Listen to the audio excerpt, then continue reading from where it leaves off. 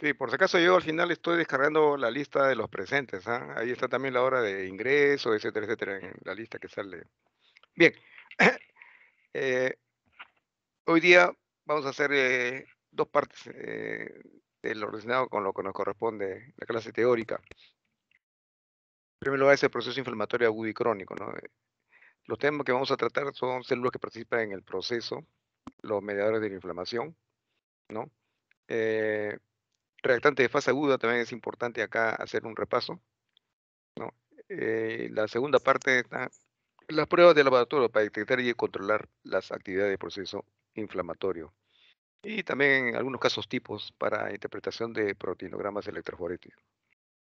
Bien, acá debemos empezar lo siguiente, que el proceso inflamatorio agudo se conocía desde mucho antes de Cristo, ¿no? Eh, Cornelius Celsus es uno de los que hizo las primeras observaciones que hasta ahora, fíjense, a pesar del tiempo transcurrido, ¿no? Tienen vigencia. Lo que ha cambiado es precisamente el nivel de profundidad, ¿no? Y de comprensión de lo que significa cada una de estas observaciones empíricas que lo hizo Celsus.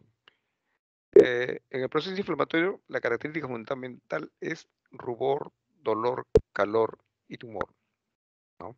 Entonces, eh, de estas observaciones se han desprendido muchos eh, análisis, ¿no? Que explican claramente por qué suceden estos fenómenos. Bueno, esto es lo mismo que les he mencionado anteriormente, ¿no? El rubor es el cambio de coloración, ¿no? El tumor es un proceso de incremento de volumen y el calor, incremento de temperatura, si está focalizado o sistémica, también hay un proceso sistémico inflamatorio caracterizado por fiebre, ¿no? Y el dolor está dado por los elementos que estimulan los terminales de algunos filetes nerviosos,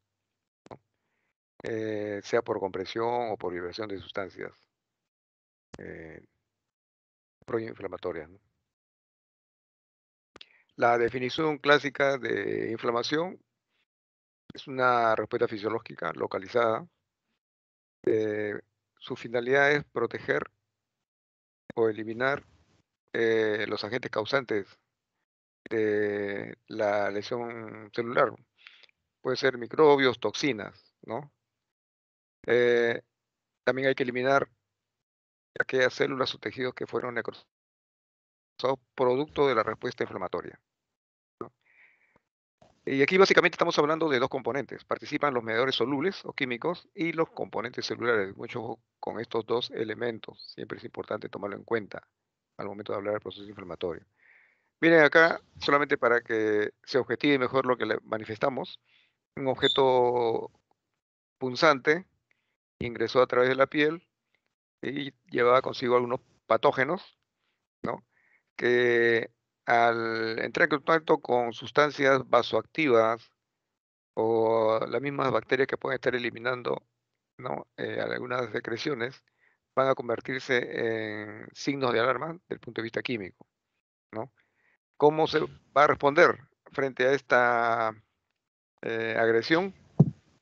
En los vasos de pequeño calibre hay algunas células que rápidamente son estimuladas y se van a dirigir al área inflamatoria con el fin de focalizar el proceso, llegar a controlarlo, ¿no?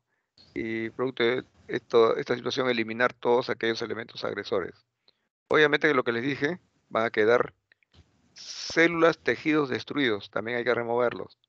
El conjunto de todos estos procesos, repito, es lo que va a formar la llamada respuesta inflamatoria, que no solamente va dirigido contra objetos extraños, también está dirigido con tejidos propios del individuo. Entonces estamos hablando de respuesta autoinmune, ¿no? El clásico eh, síndrome clínico en este caso es la artritis reumatoidea, ¿no? Los tejidos cartilaginosos son los que sufren el efecto de haber propiciado la autoinmunidad. Miren acá el nivel de celularidad a nivel histológico, ¿no? Una membrana sinovial normal, a la izquierda, y miren la cantidad de células que se encuentra en un tejido sinovial, pero de pacientes con trastorno reumatológico. Bien, entonces el mecanismo general de este proceso inflamatorio nos conduce directamente a hablar cuáles son los agentes que pueden estar produciendo este proceso inflamatorio. Empezamos por el proceso de los agentes biológicos. Cualquier virus, bacteria, hongos, parásitos, ¿no? Tienen en su estructura siempre eh, eh, moléculas glucoproteicas, ¿no? Esto funciona dentro de su pared o envoltura en el caso de los virus, dentro de su pared celular o envoltura en el caso de los virus, eh, estructuras proteicas que son extrañas al individuo. Ahí es donde comienza a producirse entonces la respuesta inmunológica, con la finalidad de eliminar al agente que ha sido introducido dentro del organismo. Pero también hay otros elementos físico-químicos que pueden ocasionar proceso inflamatorio, ¿no? El calor, ¿no? Las sustancias corrosivas, ¿no? También pueden ser elementos que participan en el proceso inflamatorio y básicamente estamos hablando por daño de tejidos o tejido celular. Procesos traumáticos, una lesión por aplastamiento, por ejemplo, ¿no? Eh, conduce precisamente a este fenómeno de iniciar un proceso inflamatorio focalizado. Como habíamos dicho, también hay trastornos de tipo autoinmune, ¿no? Estos trastornos eh, son de tipo degenerativos. Estamos hablando de lupus eritematoso sistémico, artritis reumatoidea, ¿no? Entre los más conocidos. Hay muchos elementos y muchas entidades clínicas relacionadas con estos trastornos de tipo autoinmune. Los complejos inmunes, ¿no? Son producto de alguna respuesta inflamatoria, lo vamos a ver más adelante en la próxima clase, ¿no? Que pueden quedar dentro de nuestro organismo. Normalmente deberían ser eliminados, sea en los riñones o sea en el vaso, ¿no? Por los macrófagos, pero cuando se quedan circulando en el organismo y no pueden ser eliminados por algún motivo, se depositan en las membranas basales, ¿no? O en las células endoteliales de los vasos, y ahí es donde comienza a generarse un proceso de tipo inflamatorio focalizado. Complejos inmunes que no han podido ser eliminados, se precipitan y se depositan en determinados tejidos, ¿no? Bien, la forma básica de toda inflamación, bueno, ya ustedes también ya conocen cuáles son las variantes. La de tipo agudo puede durar minutos hasta varios días. Una característica fundamental en estos casos es formación de exudados. En cambio, en el proceso inflamatorio crónico puede durar entre días a años, ¿no? Si uno hace un estudio celular de esos tejidos de proceso inflamatorio crónico, estamos hablando de acúmulos de macrófagos, linfocitos, ¿no? Hay simultáneamente destrucción y reparación de tejidos, formación de nuevos vasos, ¿no? Angiogénesis, ¿no? O si el proceso se está prolongando demasiado de tal manera que la destrucción celular es de más o menos regular extensión, hay procesos tipo fibrótico que reemplazan al tejido muerto por tejido fibrógeno, fibroso, ¿no? Esta es la característica entonces del proceso inflamatorio crónico que lo diferencia del agudo, ¿no? Miren acá en esta presentación, son 4 fases en las cuales puede dividirse el proceso inflamatorio. En la primera fase, llamada también vascular, hay un proceso de vasodilatación. Hay una segunda fase, leucocitaria inicial, alrededor de 1 a 2 horas, en la cual hay eosinófilos, basófilos, plaquetas, ¿no? Para llegar a una fase leucocitaria tardía, que es la tercera fase, podemos colocar un tiempo de 12 a 24 horas, en la cual ya no encontramos las anteriores células, pues sí vamos a encontrar los polímeros nucleares, ¿no? Macrófagos, y finalmente puede derivar en una cuarta fase, si no es resuelta, ¿no? en la cual se forma un proceso inflamatorio crónico, donde la característica de la celularidad, observen, son linfocitos, macrófagos, fibroblastos, ¿no? Entonces, esto es lo que caracteriza, ¿no?, en cada una de las fases al proceso inflamatorio.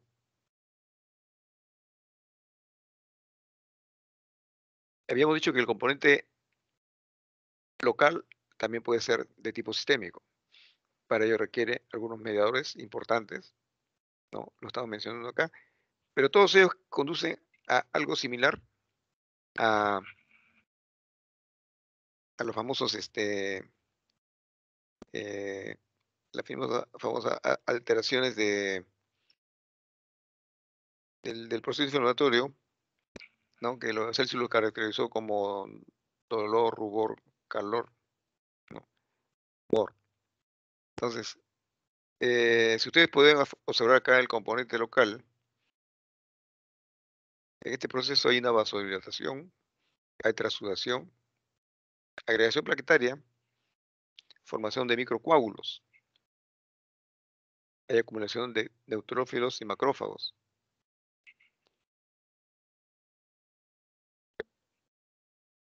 y liberación de algunas enzimas, tipo proteasas, ¿no?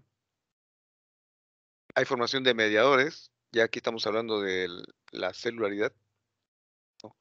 Y estimulación de fibroblastos. Ellos también participan. En una primera etapa están enviando citoquinas, pero en una segunda fase ya está eh, participando en el mecanismo de reparación.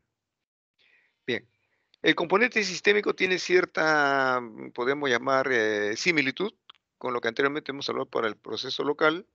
Sin embargo, su expresión clínica es mucho más sistémica, como dice el componente sistémico, ¿no? Hay fiebre, hay dolor, ¿no?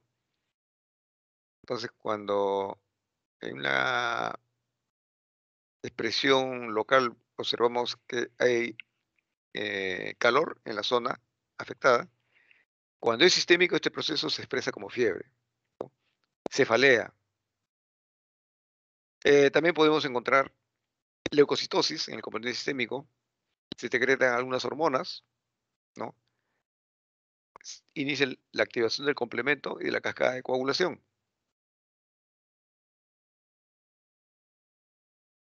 Hay disminución de ciertas moléculas, ¿no? El hierro, el zinc, ¿no?, que tienen una finalidad, bloquear la actividad del eh, el mecanismo de generación de energía dentro del patógeno, si estamos hablando de bacterias, ¿no? En en donde el hierro y el zinc disminuido acelera este proceso de bloqueo. Estamos hablando de los citocromo oxidasa que tienen las bacterias. Hay transferencias de aminoácidos del músculo al hígado, ¿no? Y se incrementan los restantes de fase aguda. Estos restantes de fase aguda, vamos a verlo más adelante en qué consiste, pero son proteínas que antes el organismo no producía. Sin embargo, esta vez, dado el proceso inflamatorio, el órgano, ya ustedes saben, que produce, sintetiza las proteínas, el llamado hígado, contiene unos hepatocitos que comienzan a entrar en contacto con estas citoquinas, ¿no? Lo que se constituye una señal suficiente para que ellos comiencen a producir estas proteínas, ¿no?, también conocidas como reactantes de fase aguda, ¿ya? Bien, entonces todos estos componentes del proceso inflamatorio deben derivar o bien a la muerte celular o necrosis o a la reparación, ¿no? Este es el ciclo más o menos del proceso inflamatorio. Bien, las células que participan en el proceso inflamatorio, linfocitos, neutrófilos, eosinófilos, basófilos, plaquetas, esto en sangre circulante. Cuando ya alguna de estas células han migrado al interior de los tejidos, ya vamos a encontrar ese nivel, mastocitos o células cebadas, macrófagos, células endoteliales, fibroblastos. Todos ellos están participando en alguna estructura del organismo. a ese nivel, a nivel de tejidos, a nivel de vasos.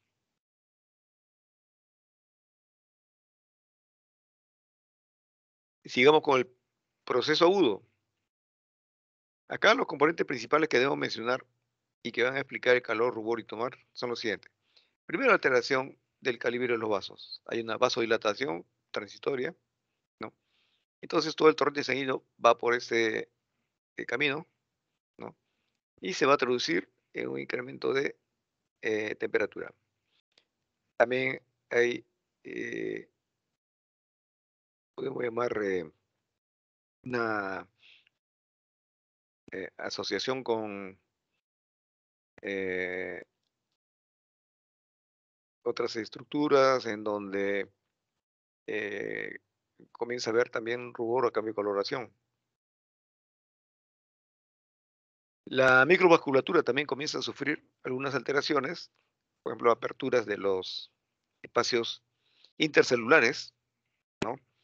Porque las mismas células como que se contraen.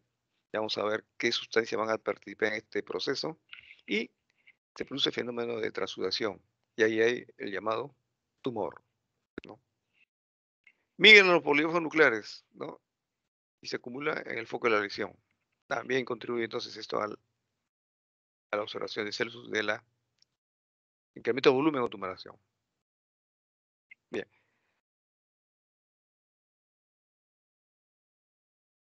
empecemos también con las alteraciones en el flujo vascular y calibre de los vasos. Bueno, en primer lugar, este es de relativa rapidez, siempre después de una vasoconstricción transitoria, ¿no? Por la aparición de estos agentes proinflamatorios, sigue inmediatamente una vasodilatación.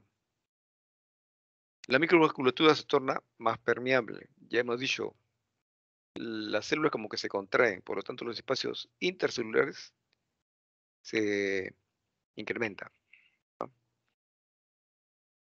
Y aquí es donde comenzamos a observar el fenómeno de exudación, éstasis por la vasoconstricción, ¿no? Y el fenómeno de marginación. ¿Ya? ¿Qué significa la marginación? Significa que los glóbulos blancos comienzan a adherirse a estos endotelios de los vasos de pequeño calibre con la finalidad de encontrar un área despejada y por diapédesis migrar hacia la zona que está afectada. Para solamente para que observen, arriba hay una especie de una red, ¿no? Hay poca celularidad. Observen ustedes acá en la figura de abajo, ¿no? Ha habido una migración de células, depósito de fibrina y de otras proteínas de plasma en el tejido circunvecino, dilatación de la véndula del paciente, ¿no? El lecho vascular también se incrementa de volumen, ¿no? Ya no son los capilares del mismo volumen de antes, son un poquito más gruesos, ¿no? Y por último hay una dilatación de las arterias, ¿no? También acá contribuye a este proceso de incorporar más agentes que participan en el proceso inflamatorio. Y mientras que las véndulas, que viene a ser el foco o paso eferente, va a contribuir a trasladar a aquellas células que han sido, sobre todo linfocitos que han sido activados, ¿no? ¿Qué podemos decir en relación al incremento de la permeabilidad vascular? Esto es importante también, ¿no? Hay contracción de células endoteliales que dura de 15 a 30 minutos. Estamos hablando de histamina, branchinina, leucotrienos, como los responsables de este mecanismo de contracción de células endoteliales. De esta manera, repito, los espacios intercelulares se incrementan, ¿ya? Retracción de las uniones. Esto está dado por sustancias procoagulantes como son la interleuquina 1 y el factor de necrosis tumoral. Hay lesión endotelial directa, ¿no? Puede haber necrosis, el falcelo de las células endoteliales que se desprenden, ¿no? Y también hay lesión endotelial dependiente de los glóbulos blancos, los leucocitos. ¿Por qué? Porque eh, los mismos leucocitos son un intento de repente de eliminar anticuerpos que se puedan adherir al endotelio, ¿no? Eh, va también a llevarse en encuentro a un pequeño segmento de este endotelio, ¿no? Entonces vamos a encontrar ahí lesiones vasculares, ¿no? Tanto en válvulas como en capilares de tipo pulmonar, por ejemplo. Cambios celulares sin inflamación. Ya, ya hemos hablado de la parte anterior relacionada con los cambios a nivel de vaso de pequeño calibre. Ahora vamos a hablar de otros cambios en el proceso inflamatorio. Hay marginación y rodamiento. En primer lugar, ¿qué significa esto? Significa que los glóbulos blancos que estaban adheridos a vasos de mediano calibre comienzan a desprenderse, ¿ya? Miren, esto es importante que lo tomen en cuenta. Comienzan a desprenderse de los vasos de mediano calibre. Y si comienzan a desprender, ¿cómo está el recuento de leucocitos? Están aumentados, ¿ya? ¿Por qué? Porque si antes estaban, como dice, guardados, trepados ahí alrededor del endotelio de vaso de mediano calibre, al momento que se desprenden, van a eh, incorporarse al recuento de células blancas circulantes, ¿ya? Bueno, pero mira, esa es la primera fase, lo que nos explica la leucocitosis. Pero una vez que los vasos que estaban, perdón, los leucocitos que estaban en los vasos de mediano calibre llegan a la zona donde hay vasos de pequeño calibre, tipos capilares, ya sucede otro fenómeno por si acaso, ¿ah? Entonces, en este fenómeno hay un fenómeno de marginación. O sea, nuevamente se comienzan a adherir a las células endoteliales. Entonces, hay que distinguir dos fenómenos claramente en este proceso inflamatorio, ¿ah? Porque va a ser motivo de examen y a veces ahí hay interpretación equivocada de la pregunta. El proceso de demarginación se da con respecto al vaso de mediano calibre, pero en cambio el proceso de marginación se da en el vaso de pequeño calibre, ¿ya? Son fenómenos totalmente distintos. Demarginación y marginación.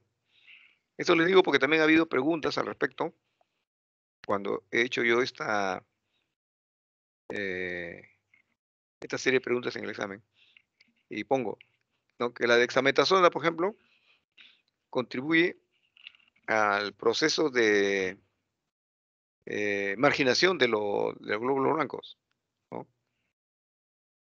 Entonces, algunos dicen, pero usted también dijo que la marginación era un proceso. Claro, en los glóbulos blancos, vasos de mediano calibre, contribuyen al proceso eh, de marginación, ¿ya? Entonces hay una leucocitosis. Pero cuando se acerca a un vaso de pequeño calibre, ahí el problema va a consistir en lo siguiente, de que por mecanismos de rodamiento va a ingresar dentro del intravascular del vaso de pequeño calibre, ¿no? Entonces, en este proceso requiere adherirse al endotelio, ¿ya? Y ensamblarse progresivamente con una serie de moléculas proteicas que hacen una especie de receptor para los leucocitos que están migrando, ¿no?, hacia la zona de lesión. Entonces comienzan a ensamblarse progresivamente un receptor del leucocito con otro de la célula endotelial, aproximándose. Hasta que hay un fenómeno en el cual se produce la transmigración.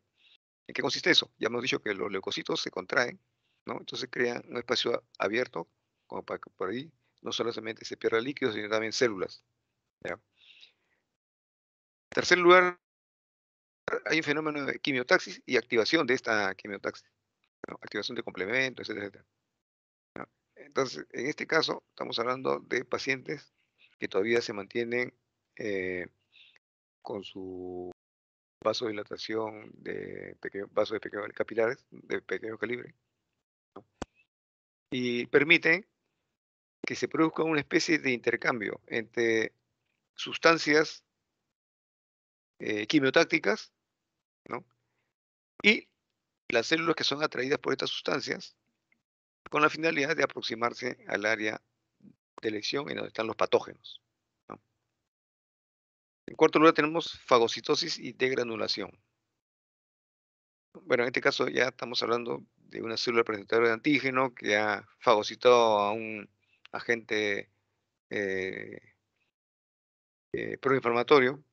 Hay un fenómeno de degranulación. ¿Qué significa esto? Todos los gránulos que están en los lisosomas de las células se vuelcan contra ese fagosoma que se creó para tener capturado al invasor, ¿no? Y la finalidad es destruir el patógeno.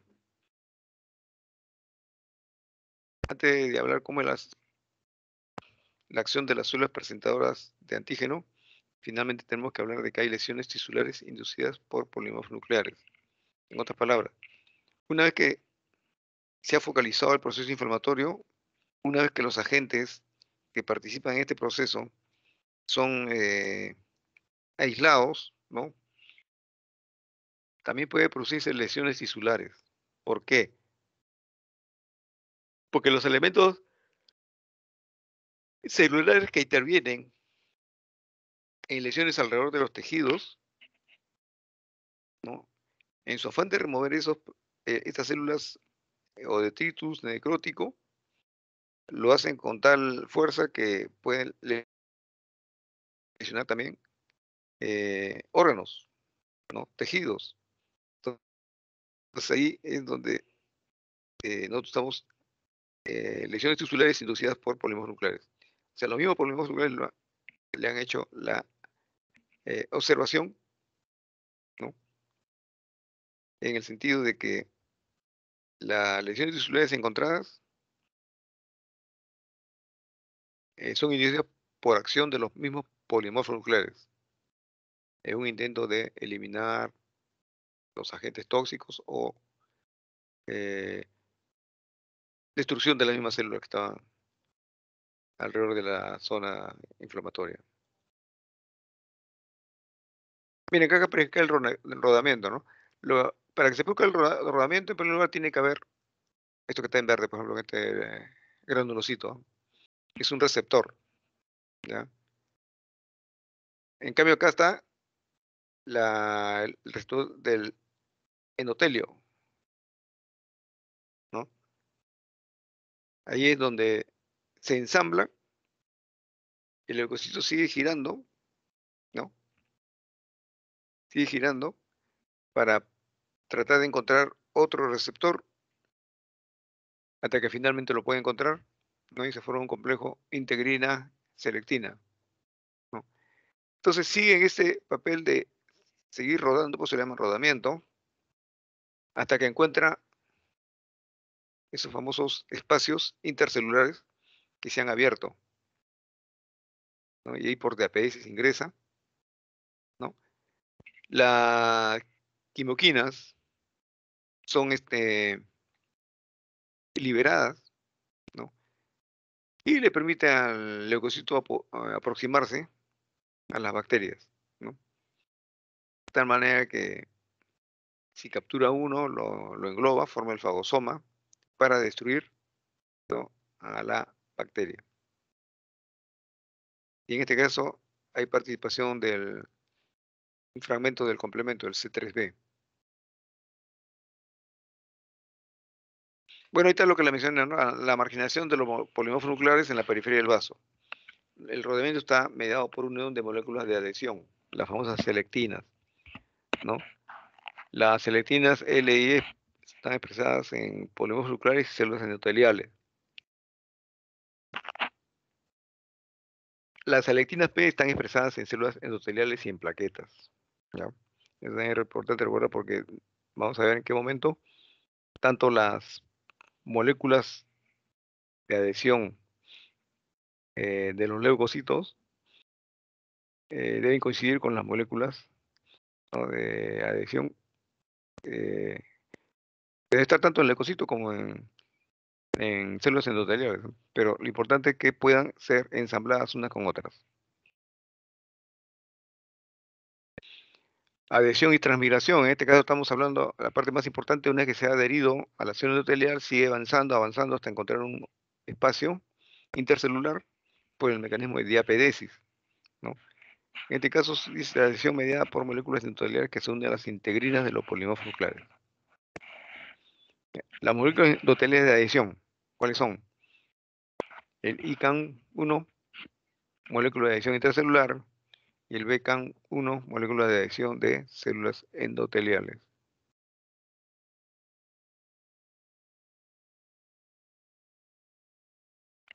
Quimiotaxia y activación. Bueno, en primer lugar hay que distinguir cuáles son los mecanismos de formación de estos agentes quimiotácticos. Miren, puede ser por la acción de los mismos agentes bacterianos, ¿no? Entonces van a producir, ¿no?, algunas sustancias cuya característica fundamental tiene un extremo N-formilmetionina. Es decir, lo característico que hay que analizar también cuando uno habla de un fenómeno de quimiotactismo. Por otro lado, hay componentes del complemento sérico, ¿no? Los productos del metabolismo del ácido araquidónico, de leucotrienos, B4, que también participa en este proceso que nos va a denominar reactante de fase aguda. ¿Ya? Estos son los trabajos preparatorios para que se produzca esta reactante de fase aguda. Las citoquinas más importantes que participan en este proceso son las quimioquinas, ¿no?, que no es sino la interleuquina 8.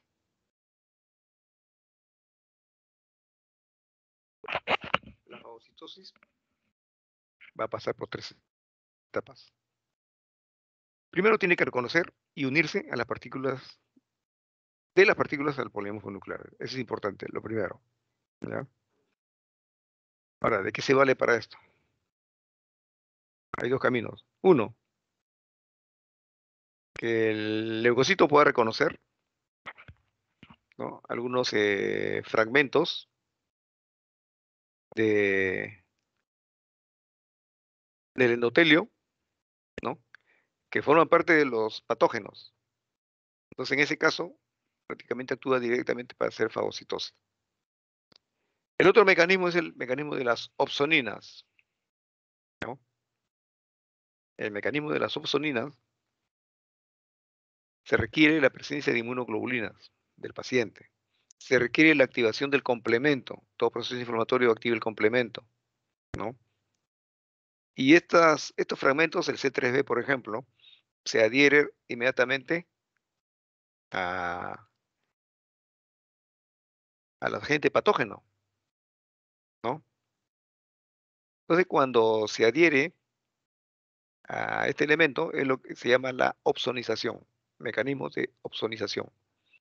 Suficiente para que los macrófagos o los monocitos que tienen receptores para estos elementos que se han impregnado dentro del agente patógeno, los capturen, los engloben y los digieran, ¿no? Entonces se forma una vacuola degenerativa, se va a producir en medio de esta destrucción de estos tejidos descomposición de material ingerido, etcétera, etcétera, ¿no? Y esa es la característica del proceso de la fagocitosis en sus 3 etapas: reconocimiento de unión, ¿no?, por medio de opsoninas, inclusión y formación de vacuola fagocítica y muerte y descomposición del material ingerido.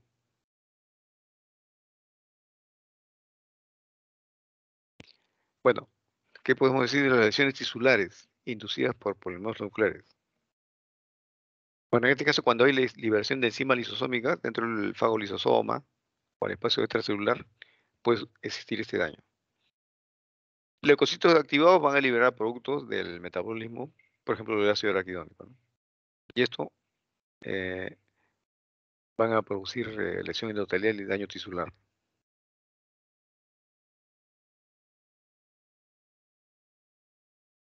Vamos a hablar de los mediadores del proceso inflamatorio, ¿no? Son moléculas que intervienen en el proceso, ¿no? Son producidos directamente o indirectamente por células que intervienen en el proceso, o de las que se deriven de otros factores humorales, ¿ya?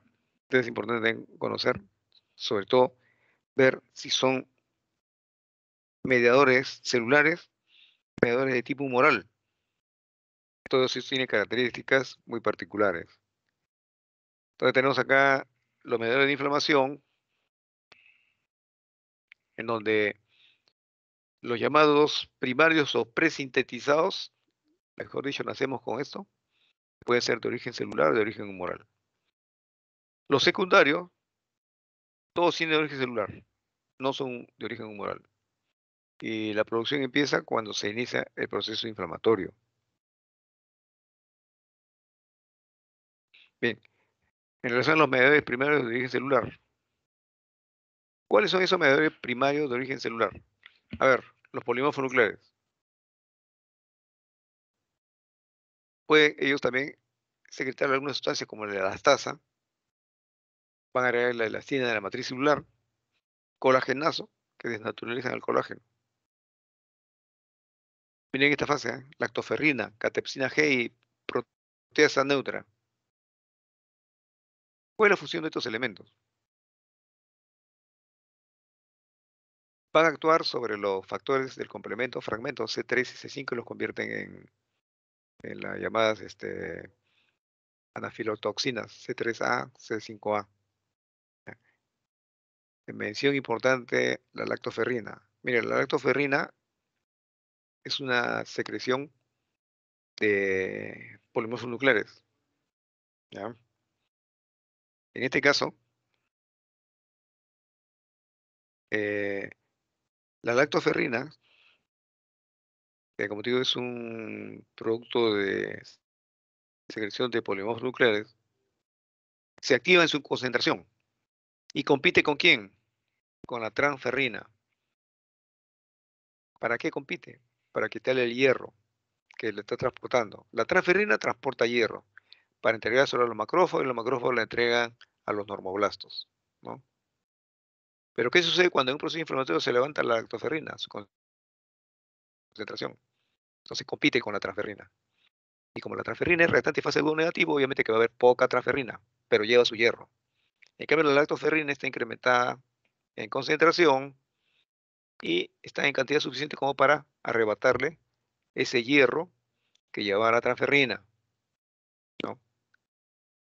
Entonces, este es uno de los casos que también es necesario mencionar cuando hablamos de derivados de polimorfos nucleares. Bueno, las quimioquinas, ya saben, responsables de atraer a los polimorfos nucleares, ¿no? Y la interleuquina responsable de ella es la interleuquina 8. No olvidar, son las quimioquinas, también le llaman. Sigamos con los mediadores primarios de origen celular. Mediadores de mastocitos y basófilos, la histamina, serotonina, derivados de la heparina, ¿ya? Heparansulfato, dermatansulfato son uno de ellos. La eotaxina, quimioquina nuevamente, como mediadores de mastocitos y basófilos. Mediadores secundarios de origen celular. Son mediadores producidos por macrófagos y linfocitos,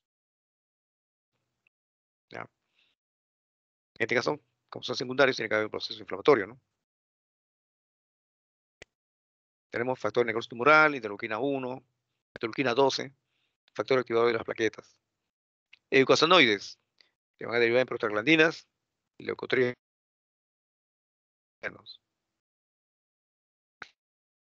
Las acciones biológicas del factor necrosis tumoral dependen de su concentración, ¿ya? En casos benignos, el proceso se focaliza, el proceso inflamatorio, ¿no? Se queda a nivel local nada más, ¿no? Va a haber activación de los leucocitos, ¿no? La interleuquina 1, que tiene un factor preponderantemente de tipo pirógeno, ¿no? Están mirando siempre por la zona de emergencia para ver cómo manejan pacientes en emergencia. Pero así es importante recordar esto, que la interleuquina 1 y las quimioquinas están presentes en un proceso inflamatorio local, ¿ya? Eh, si la concentración se incrementa, ya tenemos efectos sistémicos. Si hay interleuquina 1 en exceso, ya hay una acción febril. Están estimulados los receptores de control de temperatura. Se produce fiebre. Los hepatocitos reciben la señal de estas interleuquinas, ¿no? Para modificar las proteínas que sintetizan, ¿no? Y comienzan a producir más proteínas de todo proceso inflamatorio. Son los reactantes de fase aguda. La médula ósea también está estimulada, comienzan a producir mayor cantidad de glóbulos blancos, por lo tanto hay leucocitosis. Pero hasta ahí todavía el proceso es focalizado, digamos, en cierto modo, ¿no? Mientras que uno es de una proceso inflamatorio tipo local, el otro tiene un efecto sistémico, pero no está alterando todavía las funciones más importantes de los órganos de la economía. Esto sucede cuando las concentraciones siguen elevándose mucho más, ¿ya? ¿Y qué va a suceder? El paciente puede entrar en lo que se llama shock séptico. ¿Por qué? Porque están predominando las fuerzas proinflamatorias, ¿no? Entonces puede llevar a una disminución del débito cardíaco, puede conducir a depósitos de trombina a nivel del intravascular, ¿no? Y el hígado puede entrar en hipocalcemia. ¿Por qué? Perdón, hipoglicemia. ¿Por qué? Lo que sucede es que el hígado recibe tal producción de señal para producir mayor cantidad de reactante de fase aguda, ¿no? Que los hepatocitos prácticamente incrementan su actividad a favor de la producción de reactante de fase agudo. La acumulación de glucógeno o de glucosa, cualquiera de los dos, disminuye. Entonces, cuando el organismo hace uso de esta glucosa, va a llegar un momento en que esa reserva se acaba. Ustedes saben que la reserva de la glucosa es el glucógeno, ¿no? Pero si el hepatocito no está sintetizando esto, debido a que el proceso era tan eh, exageradamente sistémico, entonces los hepatocitos están incrementando su actividad a favor de los reactantes de fase aguda negativo, ¿no? Declinando en este caso la producción de glucosa. Así es como se puede explicar por qué el paciente entra en shock séptico cuando sucede este fenómeno, ¿no? Una elevación exagerada de eh, factor necrosis tumoral.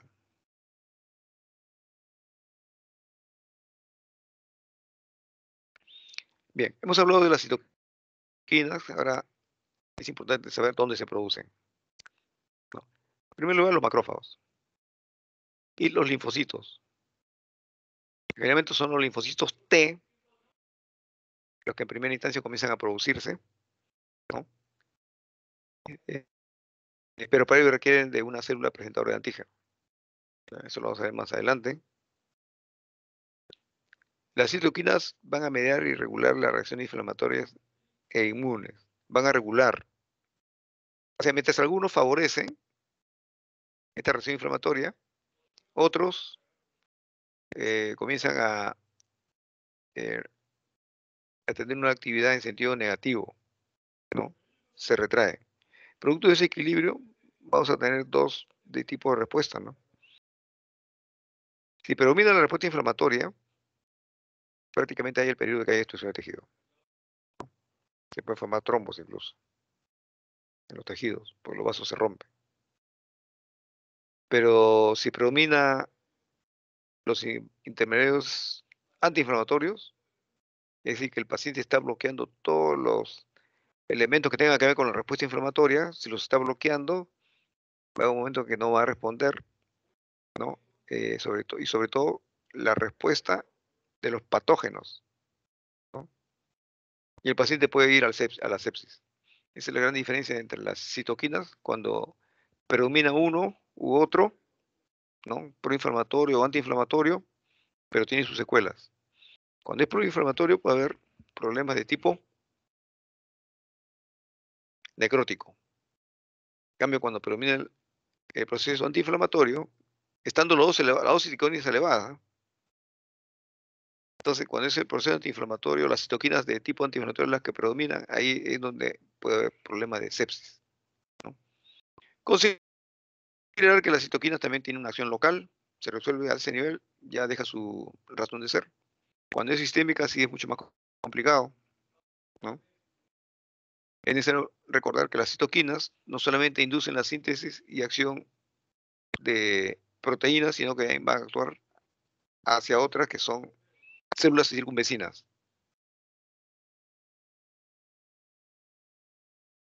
Es importante recordar, y esto es ya parte de la biología molecular, ¿ah? Las citoquinas necesitan un receptor específico. ¿Para qué? Para que pueda unirse, ¿no? Y acercarse con la célula blanco y desde ahí comenzar a transmitir, ¿no?, las señales que reorienten su producción de proteínas. Bueno, van a inducir también cambios en la expresión genéticas en células blanco. Es importante que lo recuerden esto porque producto de acción de estas citoquinas proinflamatorias es que las células hijas ya no se parecen a la célula madre, ¿ya? Incluso su expresión de proteínas de superficie es otra.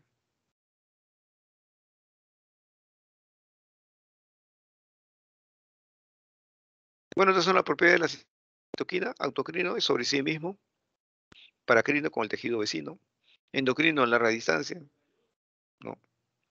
Y ahí están las tres formas de acción de las citoquinas. Bueno, miren, el factor necrótico tumoral tiene su origen celular, secretados ahí, a partir de ahí, y van a determinar células, llamadas células blancas. Si ustedes observan ahí, sus células blancas, ¿cómo son? Miren, linfocitos T, ponemos nucleares, macrófagos, células endoteliales, ¿no? Fibroblastos, hepatocitos, células blancas, hacia ahí van dirigidos la secreción. Miren, observen cómo el origen celular de este factor necrosis tumoral va a terminar también en células similares, ¿no? Puede tener origen en linfocito T, pero también tiene como célula blanco otro linfocito T. Puede tener origen en células endoteliales, pero también tiene su fin activar más células endoteliales, ¿no?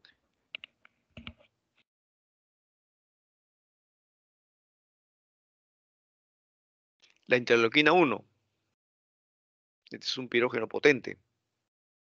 Su origen, miren, celular, monocitos, macrófagos, células presentadoras de antígeno, células natural killer y sus células blancos, que tienen la relación hepatocitos, macrófagos, monocitos, linfocitos T, B, en fin, una gama de enfermedades, perdón, una gama de células blancos a partir del origen de unas cuantas células. De igual manera, la interleuquina 6 también actúa. Este sí modula, en cierto modo, ¿no?, la actividad del complemento, ¿no? También tiene origen celular, linfocitos T, B, monocitos, sobre todo monocitos, ¿no? Y sus células blanco, otra vez linfocito T, linfocito B, hepatocitos, célula endotelial, etcétera, etcétera, ¿no? Y esta es la interleuquina 6. Efectos de la interleuquina 1 y del factor de necrosis tumoral. Reacciones de fase aguda, ya sabemos. Hay fiebre, hay pérdida de apetito, ¿no? Entre varios otros elementos que ya conocemos, ¿no? Los efectos endoteliales, efectos en fibroblastos y efectos en leucocitos. Entonces son los principales efectos de la interleuquina 1 y el factor de necrosis tumoral.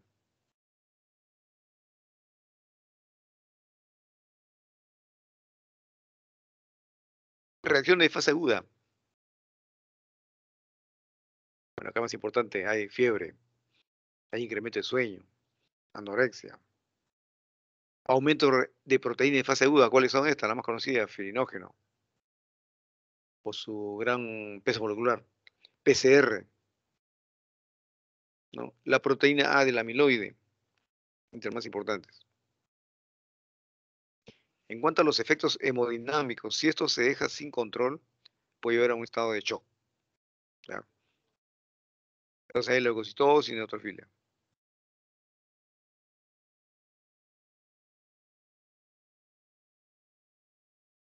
Mediadores secundarios de origen celular.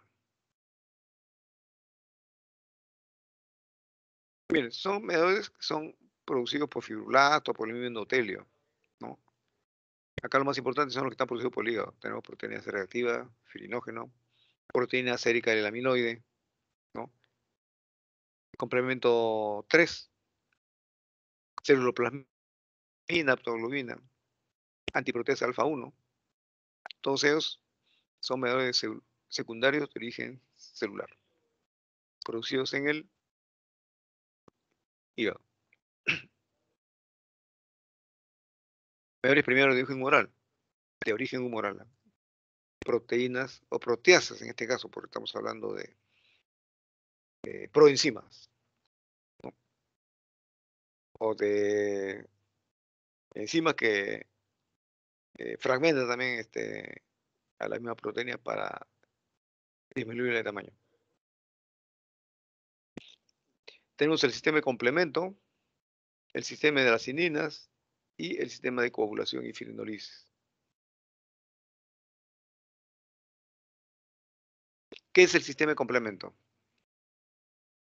Bueno, se describió en un inicio como un grupo de proteínas plasmáticas que son activadas por microorganismos y promueven su destrucción e inflamación. Esto es una intervención a medias, una definición a medias. Las proteínas del sistema de complemento dice son activadas por microorganismos. Normalmente están activadas permanentemente en una fase muy por debajo de subclínico, pero solamente estudios de biología molecular pueden hablar de que hay realmente hay complemento activo, pero no detectable con las pruebas de laboratorio convencionales. ¿Ya? Lo que nos da idea es que el proceso inflamatorio es un proceso permanente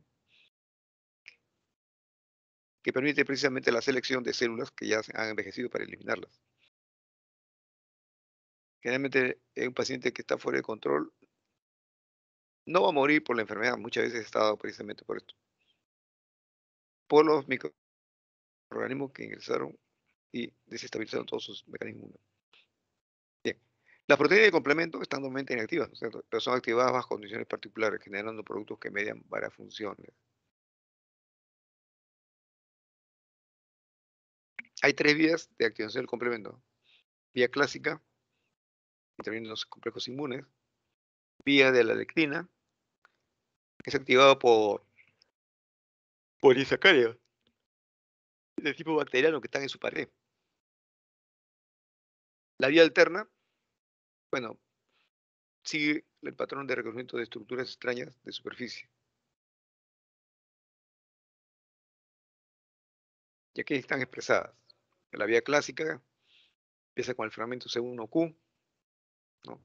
Y termina con el complejo de ataque de membrana o properdina, ¿no? Una serie de tubuladuras pequeñas que penetran los poros celulares, de tal manera que al destruirse las células es por incremento de volumen, ¿no? Por el trasvase hacia el, perdón, disminución de volumen del trasvase del líquido intracelular hacia afuera, ¿no?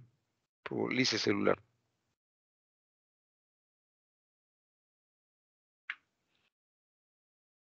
Ya. Retrante y fase 2 en la respuesta en el proceso del hepatocito.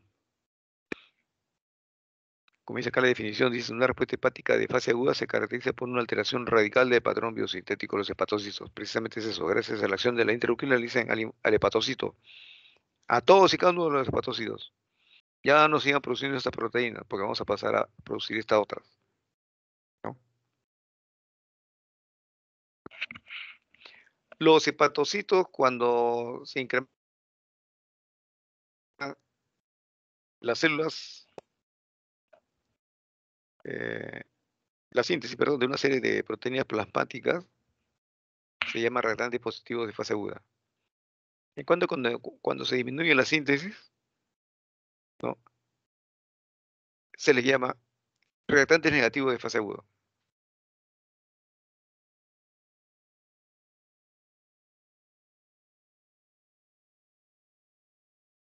Los reactantes de fase aguda más importantes, miren, solamente por orden de importancia en cuanto a la respuesta inflamatoria.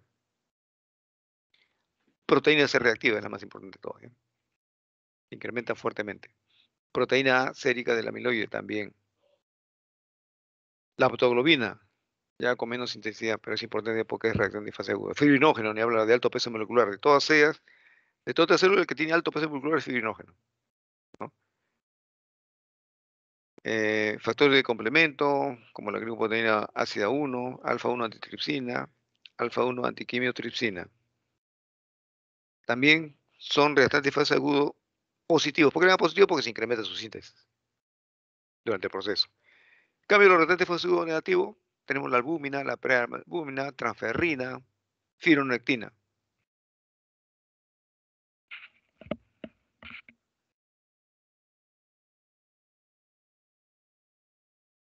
Miren, funciona acá la cinética de los reactantes de fase agudo. Miren, aquellos que se pueden incrementar de 100 a 1000 veces. PCR y el amiloide sérico A. Miren de qué basal parten. PCR, menos de 1 miligramo por decilitro. En cambio, los que aumentan el doble o 4 veces su valor normal, tenemos la glucosa proteína ácida, antitripsina, antiquimiotripsina, autoglobina, fibrinógeno.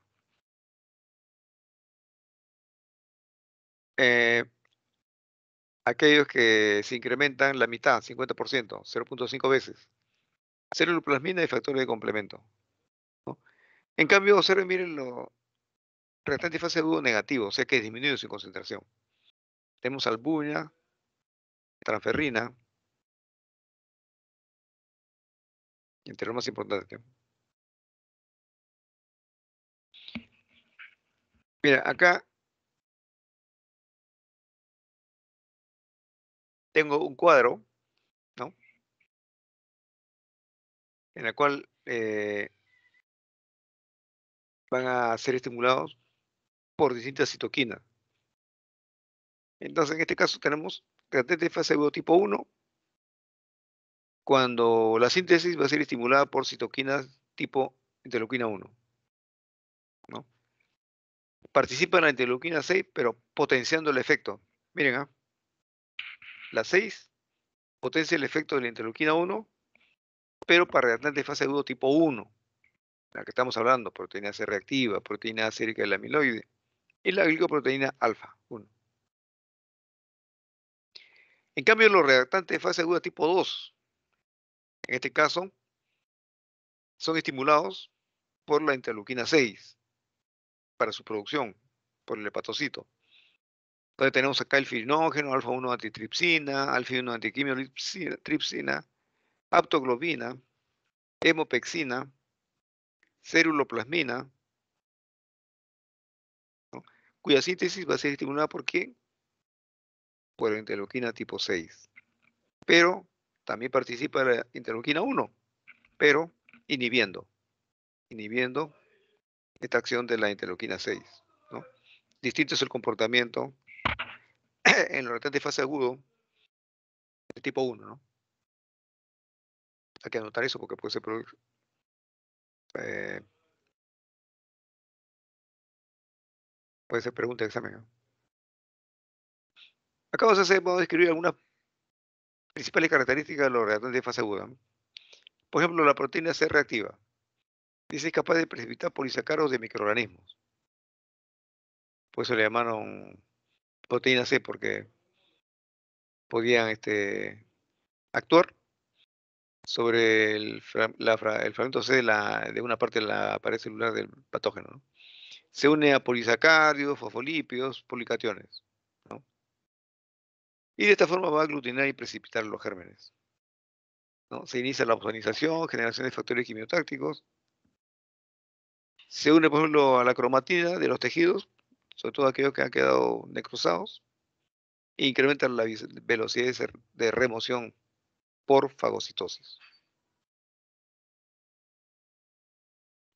La proteína C reactiva también va a activar la vía clásica del complemento, uniéndose al C1Q.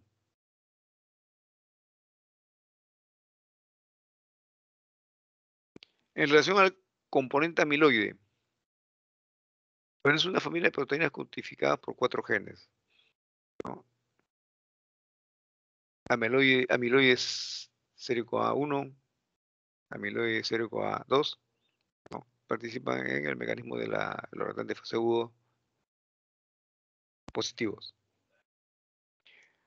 También eh, este componente contiene lipoproteínas asociadas a HDL3, que puede desplazar a la estructura APO, ¿no? de estos elementos celulares, ¿no? Va a inhibir la fiebre inducida por el factor de necrosis tumoral alfa, ¿no? Bien, ¿cómo lo puede inhibir? Bloqueando la acción del teloquina 1 y del factor de necrosis tumoral. Va a inhibir la activación plaquetaria inducida por trombina. Favorece la captación de desoxigenasa láctica por los macrófagos. Va a inhibir la captación de HDL por los hepatocitos.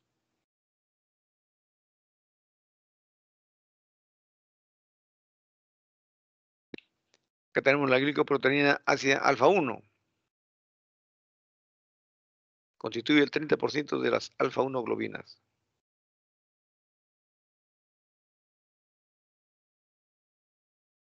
Miren acá, a ver, inhibe la interacción del plasmodio con la membrana del glóbulo rojo. Inhibe la agregación plaquetaria.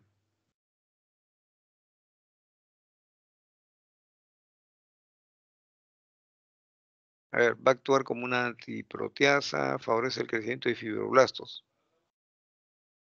En relación a aptoglobina, va a representar el 25% del total de las alfa 2 globinas. En este caso, ah,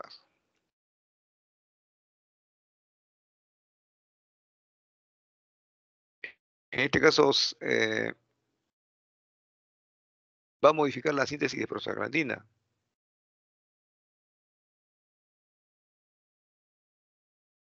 Tiene actividad antiproteasa y bacteriostático. Suprime la blastogénesis linfocitaria y quimiotaxis de monocitos. Bueno, esta parte es importante también porque mire cómo interviene en la formación de las células de respuesta inflamatoria aguda. Y ante la presencia de la aptoglobina, ¿no? Puede convertirse en un elemento modulador de la producción de aptoglobina. Se lo ven más adelante, lo vamos a ver.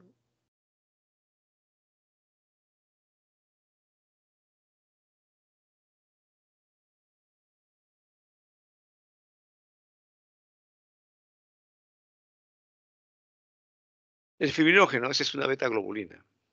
¿Ya? Este va a actuar en la agregación de ciertos microorganismos, como PPS, opsonina. Observen acá, bloquea la reactividad mitogénica de la célula T y quimiotáctica de los macrófagos. Entonces también tiene un efecto modulador, por si acaso, en el proceso inflamatorio, ¿no? Va a formar la matriz de la fibrina, que va a servir de anclaje para otros productos bioquímicos.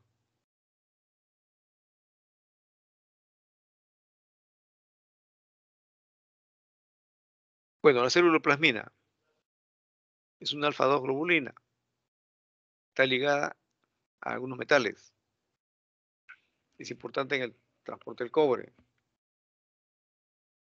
Interviene en la eliminación de radicales libres del oxígeno. Inactivación del anión superóxido. Actividad dismutasa y protege a la célula del daño tisular. Componente del complemento, BSS4. Este complemento tiene capacidad para opsonizar, ¿no? Tiene propiedades quimiotácticas y vasodilatadores y psicolíticas, citolíticas.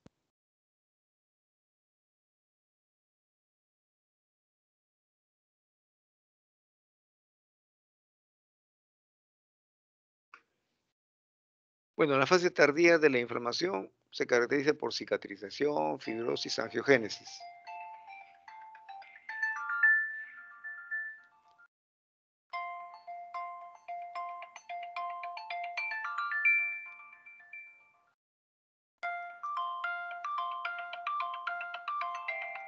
A ver un momentito, por favor, ya estoy acá, me están llamando al hospital.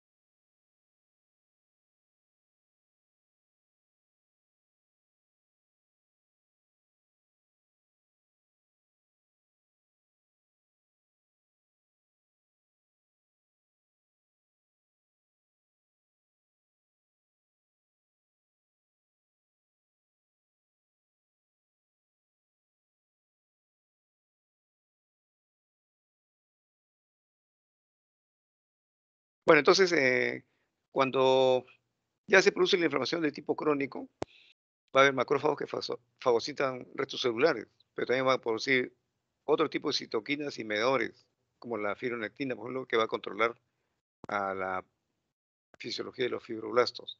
Estos van a modificar la matriz extracelular, de forma un granuloma y tejido fibrótico, ¿no? Entonces ahí ya hay una complicación.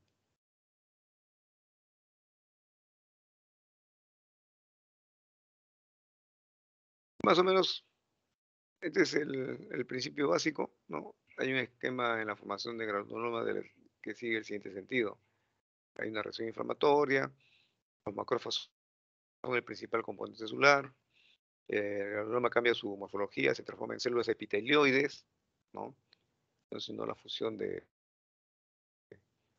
varias células, y luego en células gigantes multinucleadas, ¿no? Por fusión de varios macrófagos, ¿no? Alrededor del núcleo de macrófagos que se va a producir una capa de linfocitos y fibroblastos, ¿no?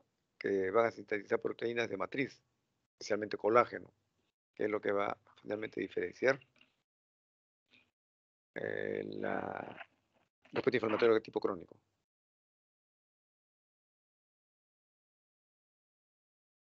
Recordar en este caso el granuloma inflamatorio va a comenzar cuando los monocitos son atraídos por quimiotaxis al área de inflamación. Estas células se transforman en macrófagos inflamatorios, ¿no? Forman agregados que van a formar un granuloma inicial, ¿no? Si tenemos a una bacteria como agente del proceso inflamatorio, en este caso vamos a encontrar lípidos estimuladores de la activación del macrófago y se van a sintetizar localmente citoquinas que se activa también en el mismo lugar del proceso, ¿no? Entonces van a aumentar de, de tamaño estos granulomas, ¿no? y se ha formado un granuloma tipo epitelioide. ¿Ya? Si persiste este proceso y el estímulo es muy fuerte, digamos, muy vigoroso, se va a formar una zona necrosada. ¿Ya? En este caso, eh, el origen son sustancias nocivas. ¿Provienen de dónde? Del macrófago. ¿Cómo así? Son radicales del oxígeno. Puede ser radicales peróxido, ¿no? O las mismas proteasas, ¿no? Son precursores de enzimas que al final terminan metabolizando proteínas extrañas.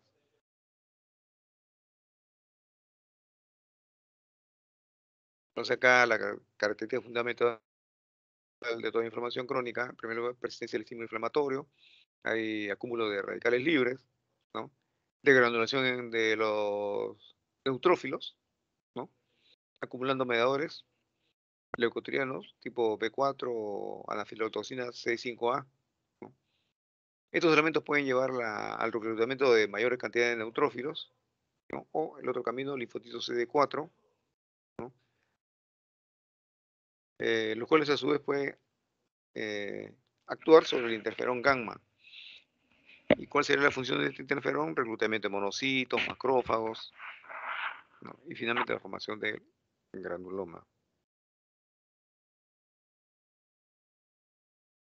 Bien, bueno, hasta aquí no más quedamos, todavía vamos a pasar la otra fase, la última, damos 5 minutos de descanso. 5 minutos empezamos las pruebas de laboratorio para el análisis de la respuesta inflamatoria. 5 minutos. Por si acaso, también he colgado la clase en el grupo, ¿ah?